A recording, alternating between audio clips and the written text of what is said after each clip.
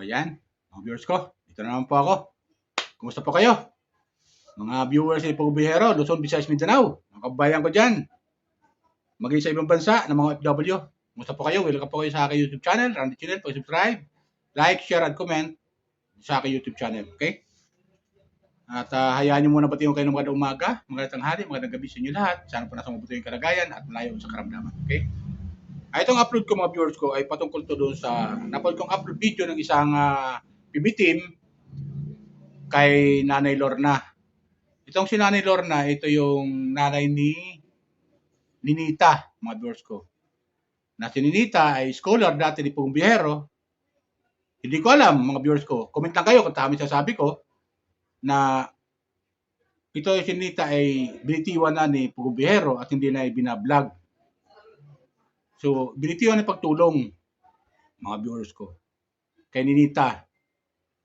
Ngunit, doon sa napod kong video upload, mga viewers ko, ay meron na palang nag-i-sponsor, may nag-i-sponsor kay kay Nanay Lorna na sa kailan ni Ninita, at ayon doon sa napanood kong interview ng isa sa mga PB team na si Mang Ili, ay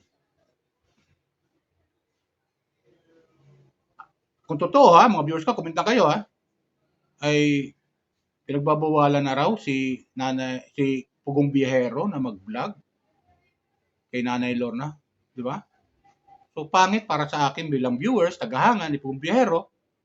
Ang laki na naitulong ni Pugong Bihero dito kay Nanay Lorna, mga viewers ko. Tapos may humahawak ngayon na iba kay Nanay Lorna at pinagbabawalan si Pugong Bihero na mag-vlog. At naman ganun, di ba, mga viewers ko? Matagal tong hinawakan ni Pugong Bihero si Nanay Lorna. Kung mapapanood yung mga previous upload nila, ang saya nila. Napagawa pa nga ito ng pabahay. Isa ito sa beneficiary si Nanay Lorna at si Ninita ng Pugong Bihero team. Lalo na Pugong Bihero. Tapos ngayon, mga viewers ko ay pinagbabawalan na raw si Pugong Bihero mag-vlog sa kanya. At kaya naman ganun, di ba? Comment lang kayo mga viewers ko. Di ba? Siyempre, masakit din sa ating mga viewers dahil itong si Nanay Lorna ay matagal na itong hinawakan ni Pugong Bihero at beneficiary ito ni Pugong Bihero dati. Kung totoo man na hindi na si Nanay Lorna ipa-vlog ni Pugong Bihero, para sa akin, hindi nga maganda. Kung totoo mga viewers ko. Ito lang naman sa akin lang, kung totoo itong napanood kong upload video ni Mang Eli. Si Mang Eli, yung PB team, kasi siya yung nag-vlog ngayon kay Nanay Lorna. At napanood ko yung upload video ni Mang Ili kay Nanay Lorna, at yun nga, at an interview, at papasalamat si Nanay Lorna kay Mang Ili, at yun, na-vlog siya. Pero ganun pa man, may sinabi raw yung sponsor na wag na raw siya i-vlog ni Pugong Bihero, pinagbabawalan daw ayon sa sponsor, ayon kay Nanay Lorna. Di ba mga viewers ko? Medyo malungkot lang kasi inaabangan din natin yung upload yung vlog ni Pugong Bihero kay Nanay Lorna. Matagal ito hinawakan ni Pugong Bihero. Sinasama-sama pa ni Pugong Bihero sa Manila. Dahil nga si Ninita, scholar ni Pugong Bihero dati. Siya nag-i-sponsor. Sa tulong na ng mga sponsor na nagpapaaral kay Lorna, kay Ninita, ayun. Mga viewers ko. Tinutulungan tong si Ninita. Ngunit, dahil sa katigasan ng ulo ni Ninita, ay kung mapapanood natin mga previous upload ni Pugong Bihero ay bibitawan niya. Pero sabi, bibitawan niya. Pero yan nga, matagal-tagal na rin na hindi na ibablog ni Pugong Bihero to si Nanay Lorna. Siguro yun ang ngayon na na parusa natin masasabi. Dahil na rin kay Ninita, dahil to si Nanay Lorna, kinukonsinti niya itong anak niyang si Ninita. Tama ba yun? Hindi niya kayang pigilan, hindi niya kayang pagsabihan, at ito si Nita may katigasan ng ulo. So nagsawa si Pugubiyero na tulungan kung hindi na tinutulungan ni Pugubiyero ito. Kung totoo man ha, kung totoo, mga viewers ka, comment lang kayo kung totoo ha, na hindi na tinutulungan ni Pugubiyero si Nanay Lorna. At may humahawak na kay Nanay Lorna na iba na sponsor. At ayon sa napanood kong video upload kay Mang Ili, pinagbabawalan si Pugubiyero mag-vlog na sa kanya. O di ba? Ba't naman ganun? Di ba mga viewers ko? Alam niyo naman na si Nanay Lorna at saka si Ninita ay matagal tong hinawakan ni Pugubiyero. Di ba? Kaya nakakalungkot lang kung totoo man yung balita. Kung totoo ha, na ganun, na bawal na si Pugubiyero mag-vlog sa kanya. Pero para sa akin, mga viewers ko, kahit naman siguro hindi na i-vlog si Nanay Lorna ni Pugubiyero, marami naman kasi beneficiary si Pugubiyero na pwede niya ring i-vlog. Di ba? Marami nang beneficiary. Marami mga scholar si Pugubiyero na pwede niya i-vlog. Hindi lang naman si Nanay Lorna. Pero ganun pa man, tulad sinabi ko, nakakapanghinayang para sa akin dahil matagal tong hinawakan ni Pugubiyero, si Nanay Lorna at si Ninita. Siguro, di ba, napapanood naman natin na sa vlog ni Pugubiyero ay medyo bibitiwan niya na si Nanay Lorna at saka si Ninita na tulungan ni Pugubiyero. Ngayon, siguro, kaya nasabi siguro ng sponsor na kay Nanay Lorna na wag na siya i-vlog ni Pugubiyero. Tama ba yung pagkakadinig natin, mga viewers ko? Kasi sabi ni Mang Ili, paano yan? Ako siyempre, naibablog kita ngayon, nabibidyo kita ngayon. Paano yan? Baka magalit naman yung sponsor mo sa akin. Sabi naman ni Lorna, siguro, hindi naman siguro. Papasalamat nga siya na binisita siya ni Mang Eli. Alam niyo naman to si Mang Eli, mga viewers ko, ito yung palaging kasama ni Pugubiyero sa mga pagmimisyon. Kung mapapakinggan natin mapanood natin yung upload video ni Mang Eli, na matagal-tagal na sila nila Ninita at saka si Maylin, kasabayan to na dinala ni Pugubiyero sa Maynila si Maylin at saka si Ninita, inasikaso nga nila, Pugubiyero yung mga dokumento dahil sa proseso, dahil mga minor de edad pa. Di ba? At napayagan naman ng kailang tribo na dalhin ni Pugubiyero, itong dalawa, si Maylin at saka si Ninita, doon sa Maynila at doon na papag-aralin. At doon nga pinatira sa bahay nila. Di ba? Ganon nangyari. Pero nangyari, mga viewers ko, umuwi si Ninita ng Davao at doon ay pinagpatuloy kanyang pag-aaral. Kung tama yung narinig ko, grade 6 na si Ninita ngayon. At ang nagpapaaral ngayon ay yung sponsor nga. Yung tumutulong sa kanila ngayon, kay Nanay Lorna at kay Ninita. At narinig ko pa doon na ang baon ni Ninita ay 30 pesos kada araw. So, hindi na masama, di ba mga viewers ko? 30 pesos kada araw, kahit paano, malaking bagay din yon na baon ni Ninita. Siguro, malapit ang eskwelahan mula doon sa kanila sa pinapasukan ni Ninita. So, di ba? At kahit walking distance pa yan, kahit paano, nandun siya nag-aaral at pinagpatuloy pag-aaral niya. Pero ganun pa man, hindi na siya naibablog ni Pugubiyero, matagal-tagal na nga. At siguro, napagdesisyonan din ng sponsor na wag na siyang i-vlog ni Pugubiyero. Di ba? Kasi may channel na rin si Nanay Lorna, may humahawak na rin. Kung mapapanood ito yung mga vlog, may nagbablog na rin kay Nanay Lorna na iba Hindi ko lang alam sino yun yung nagbablog na yun, mga viewers ko. Di ba? May humahawak na rin kay Nanay Lorna Kung mapapanood yung mga upload video ni Nanay Lorna, yung nagbablog sa kanya, di ba? May sarili niya na yon. Sarili niya ng channel ni Nanay Lorna. At mataas yung views, mga viewers ko pa nag-upload sila, mataas yung views ni Lani Lorna.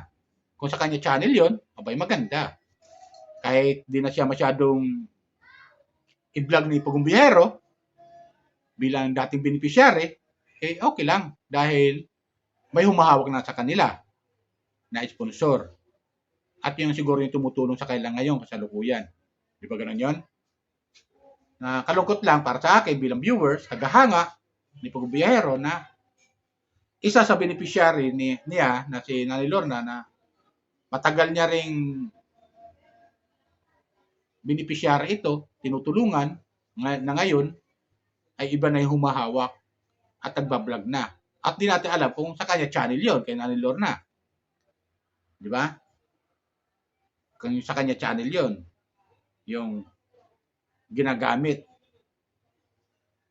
na platform ni sa kanya account ni Nanay Lorna kung tama ba. Di ba? So nakakapanghinayang lang bakit bawal na si Pugong Biyahero. Ang laki pa naman na ito ni Pugong Biyahero dito. Pero ganun pa man, wala tayong magagawa. Decision nila yan. Di ba? Tayo tagapanood lang. Kung ano maging decision na Lorna at ang kanyang sponsor, siyempre susundin ni Nanay Lorna yon. Di ba ganun yun? Siguro naman, baka isang araw, may vlog din ni Pugong Biyahero si Nanay Lorna. Alam niyo mga viewers ko, nakakapanghinayang. Kasi nga, matagal itong hinawakan ni Pugong Biyahero at tinalagaan. Lalo-lalo na yung kanyang anak na si Ninita. Bilang, sponsor, tumutulong kay Ninita, siyempre, nandoon pa rin yung panghihinayang. Pero dahil sa katigasan ng ulo ni Ninita, alam nyo naman, yung mga previous upload, si Ninita, sabi, nag-asawa na, pero nakita naman natin, mukha naman walang asawa. Di ba? Baka man manliligaw, normal yun. Naliligawan talaga si Ninita. Di ba? Pero kung sabi nag-asawa na, mukha naman wala namang asawa si Ninita.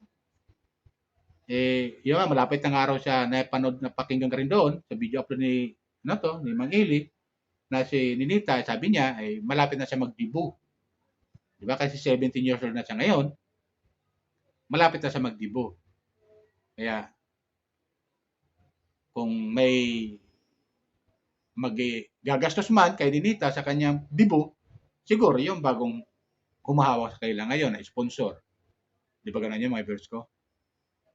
Sana, huwag bitiwan si Nanay Lorna at si Ninita nitong bagong sponsor na humahawak sa kanila ngayon. Manatili sana. Katulad ginagawa ni Pugong Biyahero ng pagmamahal, pagtulong dito kay Ninita at kay Nanay Lorna, sana ganun din sila. Di ba? Shoutout sa iyo, Pugong Biyahero, sa iyong team ha. Salamat sa mga pagtulong mo kay Nanay Lorna at ganun kay Ninita. Pero nakakalungkot lang isipin mga viewers ko na bakit ganun. Pagbabawalan si Pugong Biyahero na siya naman yung talagang una nakadiscovery kay Nanay Lorna at kay Ninita. Di ba? At makita natin si Ninita mga viewers ko, lalong gumaganda habang lumalaki siya. Di ba? Lalong gumaganda. Kaya, siguro, di maiwasan na may manliligaw si Ninita dahil dalaga na nga. So nga lang, 17 pa lang. Hindi pa pwede dahil sa ating batas, kailangan nasustong gulang. Diba? Kaya siguro ganun din siya ginagawa ng lalaki. Kung may manliligaw man, hintayin na maging 18 na si Ninita. Siguro. Yun na yun. Na pwede niya nang ligawan si Ninita. At si Nanay Lorna, tuloy ang kanyang pagbablog at sa tulong na rin ng sponsor, ganun lang ginagawa nila. At paano? Hindi na sila aasa doon kay Pugong Biyahero. Di ba ganun yan, mga viewers ko? Tama ba yung intindi ko na hindi na si Nanay Lorna pagbabawalan na si Pugong Biyahero mag-vlog kay Nanay Lorna? Totoo ba yun, mga viewers ko? Ito yan, may katanungan lang. Nagtatanong lang tayo bilang viewers. Kasi matagal itong hinawakan ni Pugong Biyahero sa totoo lang. Nakakapanghinayang lang para sa akin, pero ganun pa man, Marami pa naman iba-vlog si Pugbiero. Nakita niyo kung saan-saan siya nakakarating para i-vlog niya yung mga tao na tutulungan niya. Di ba ganun yun? Ang dami siya tinutulungan eh. Diyan, particular sa Mindanao. Di ba? So, yun lang sa akin sa mga viewers ko, sana gustuhan niyo yung aking comment reaction patungkol kay Nanay Lorna at kay Ninita. At shoutout sa'yo, Mang Ile, salamat. At nabisita mo si Nanay Lorna, na-interview mo at napanood ko nga ito. At nakakalungkot lang na pinagbabawalan pala si Pugbiero mag-vlog kay Nanay Lorna at kay Ninita. Di ba? Ng kanyang sponsor. So, yun lang sa akin mga viewers ko. Palala ko lang ulit sa mga nangang ko charity vlogger, katulad Pugbiero at yung team. Shoutout sa inyo kay Krishna na Peking Koreana, shoutout kay Mang Ile, sa iba pang PB team na member, mga viewers ko. Shoutout sa inyo lahat. Salamat. Huwag niyo sukuan yung mga tinutulungan niyo dyan, particular sa Mindanao, lalo yung mga estudyante. Salamat, andyan kayo. Kami mga viewers, ang may tutulong lang namin ay manood ng mga video upload niyo at hindi mag-i-skip ng ad para kahit paano makatulong man lang kami ng mga viewers niyo. Diba? Shoutout din sa mga hinahang ko charity vlogger katulad ni Kalinga Prab, Kuya Bal, Ate Na, Ate Jack, Katekram, yan, Virgin Care, Kapubring Vlogger, Ka-Business, Papa Dins TV, shoutout sa inyo lahat. Yan lang po. Bye! Ingat po lagi. Pagpalain po tayo ng may kapal. Shoutout ulit ha sa mga viewers ha naman nabanggit ko. Don't forget, subscribe na po kayo, like, share, and comment. Okay? Yan lang po. Bye!